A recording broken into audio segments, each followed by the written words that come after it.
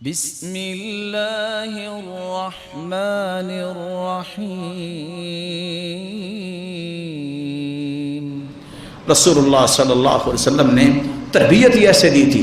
سلف کہا کرتے تھے شیطان جب اپنے چیلوں کے ساتھ اکٹھا ہوتا ہے تین چیزوں پر اتنا خوش ہوتا ہے کسی اور چیز پہ خوش نہیں ہوتا۔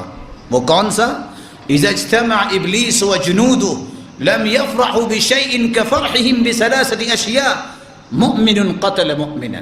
جب مومن کو قتل کرتا ہے جتنی اس بات پہ شیطان کو ابلیس کو ان کے چیلے کو خوشی ہوتی ہے کسی بات پہ نہیں ہوتا۔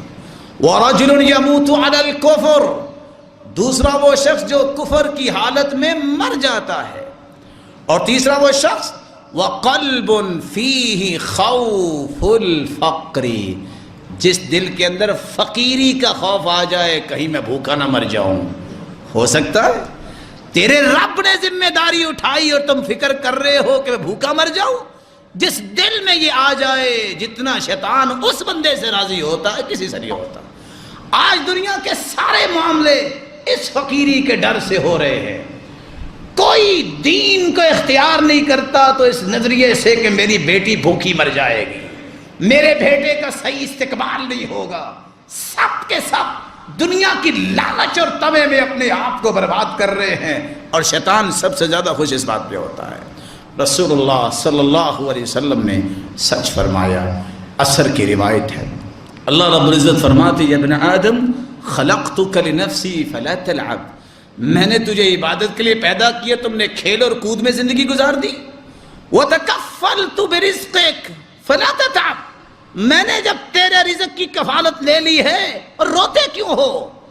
آج کسی بڑے چودھری نے کہہ دیا ہوں میں جو بیٹھا ہوں کرو جو کچھ کرنا ہے، کیا کچھ نہیں ہو جاتا۔ رب کہہ رہا ہے کہ میں نے تیری کفالت لے لی ہے، فکر کس بات کا ہے؟ فکر اس لیے سلف صالحین کو یہ ہوتا اللہ بیماری آ گئی ہے، مصیبت آ گئی ہے، یہ تو دور ہو جانی ہے، ہمیں پتہ ہے اللہ راضی ہو جانا، اللہ اپنی رضا سے محروم نہ کرنا، اللہ ہمیں اپنی رضا سے محروم نہ کرنا۔ رسول اللہ صلی اللہ علیہ وسلم اس لیے دعا کیا کرتے تھے اللہم الہمنی رشدی وقنی شر نفسی، وہ ہستی جس نے امت کو سکھایا اللہ مجھے میری ہدایت، میرا رشد، میرا صحیح راستہ مجھے دے دے، یہ امت کو سکھایا۔ وقنی شر نفسی، سب سے پہلے میرے نفس کی شر سے مجھے محفوظ فرما دے۔